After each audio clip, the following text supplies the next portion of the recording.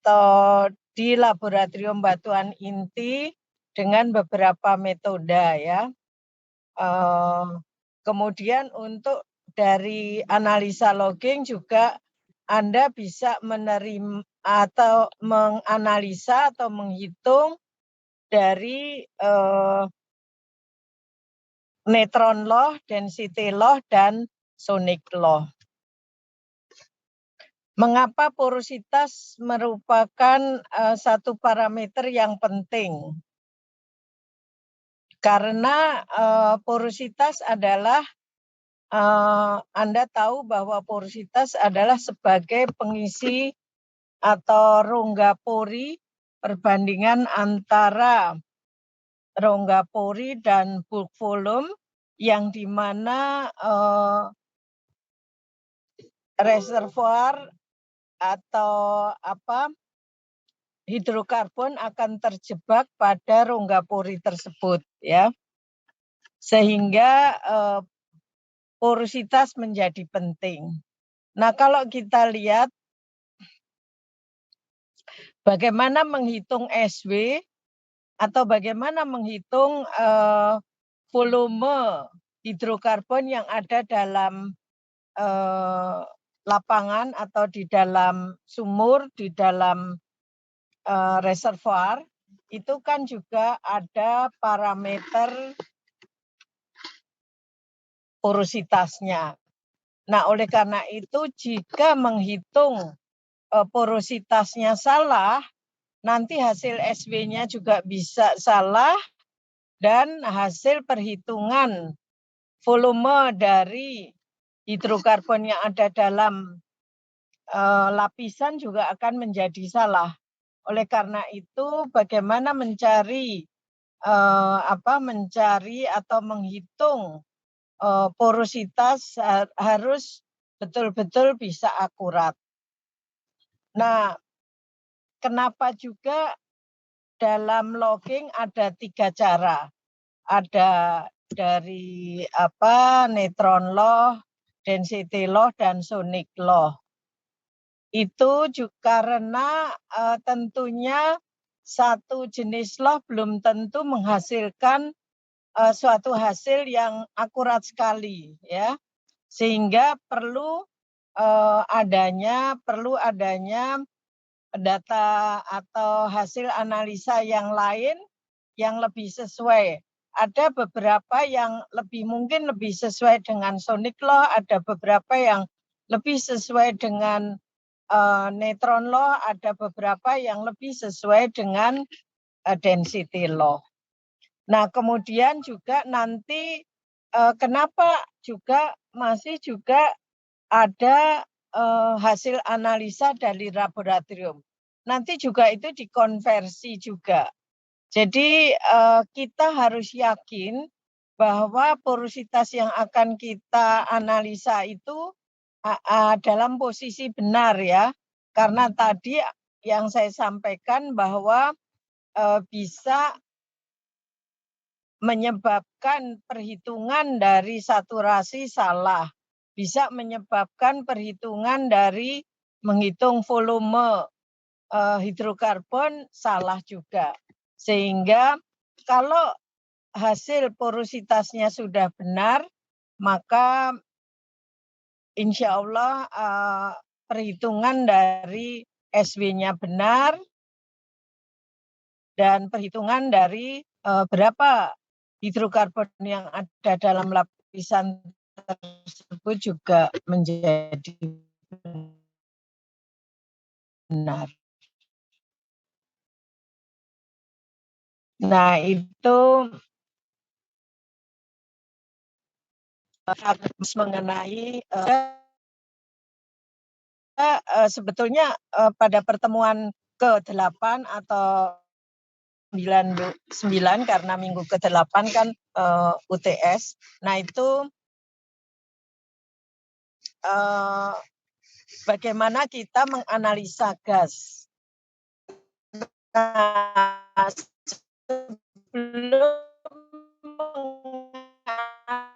menganalisa gas,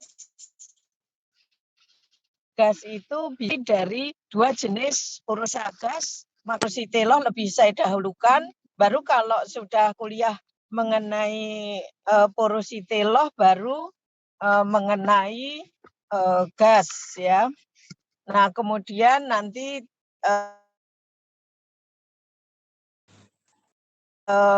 minggu depan akan mengenai bagaimana menghitung water resistivity. Karena saya pikir menghitung porositas didahulukan karena nanti untuk menganalisa gas sehingga lebih memudahkan kalau teori dari neutron law, density law maupun sonic law lebih dikuasai saudara.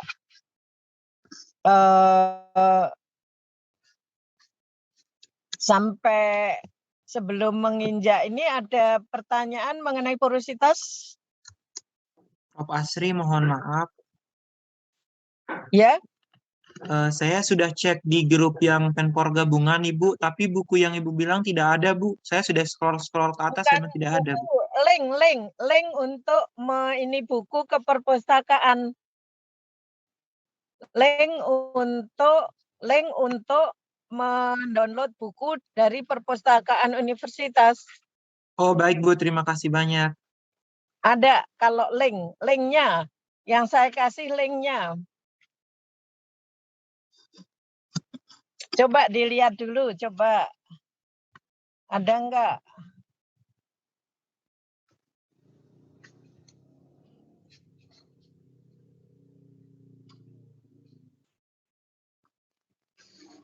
Sambil menunggu silakan pada membuka link ini karena saya udah hampir sampai kampus jadi saya belum bisa membuka PPT ini sebentar lagi nyampe. Nih jalanan sudah macet, kembali macet. Jadi mohon maaf nih sambil di jalan nanti begitu sampai kampus saya baru bisa buka laptop. Jadi nanti yang kita hitung itu kalau untuk hitungan, baik untuk hitungan SW maupun hitungan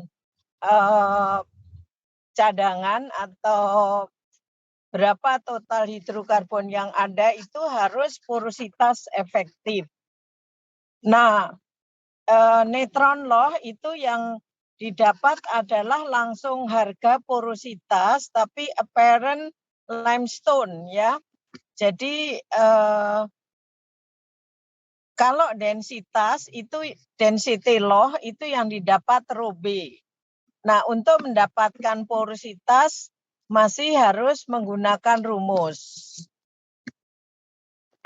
Nah, kemudian kalau sonic law yang didapat transit time atau waktu perambatan bunyi, berapa kecepatan rambat bunyi dan berapa waktunya yang ini itu juga nanti untuk mendapatkan porositas adalah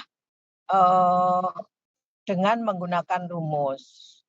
Nah, apakah yang didapat dari density law maupun neutron law ataupun sonic law sudah efektif porosity? Belum. Jadi perlu dikoreksi terhadap volume seal. Bagaimana volume seal dicari? Volume seal dihitung bisa dari SP law, bisa dari gamma ray law. Nah, berapa volume seal yang didapat nanti ada rumusnya untuk mengkoreksi sehingga didapat porositas efektif. Ya. Nah, kemudian kalau ada dua, misalnya ada data dari neutron law dan ada dari density law, tentunya nanti di rata-rata. Jadi yang di rata-rata hasil yang sudah efektif porosity.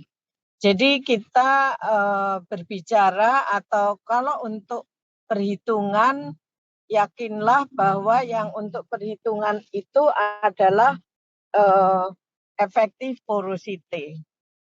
Kenapa efektif porosity? Kita lihat definisinya. Kalau total porosity adalah seluruh rongga pori yang ada dibanding bulk volume.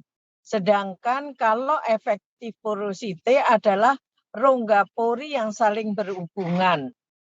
Kenapa kok rongga pori yang saling berhubungan? Karena hidrokarbon bisa mengalir pada rongga pori yang saling berhubungan. Kalau yang terisolir berarti hidrokarbonnya kan terjebak, tidak bisa mengalir. Sehingga kita tidak bisa memproduksi hidrokarbon tersebut. Nah, oleh karena itu yang digunakan adalah porositas efektif.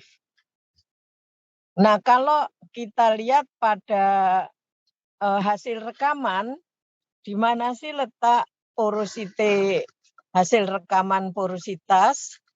Nah, biasanya di track 1 adalah gamma ray dan SP serta kaliber. Kemudian track 2 adalah resistivity. Resistivity kan ada macam-macam. Baik untuk deep of investigation atau uninvited zone atau invited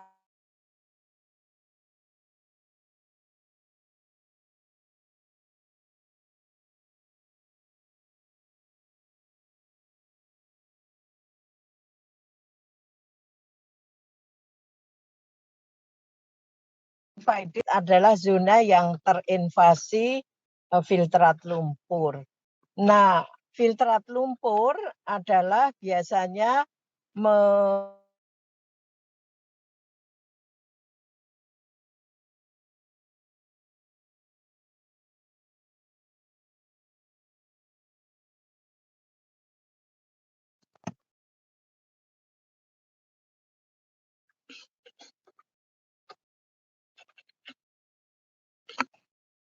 Ini sebentar saya buka laptop dulu ya. Sudah sampai kampus. Tolong cepetan ya. Oh, ini.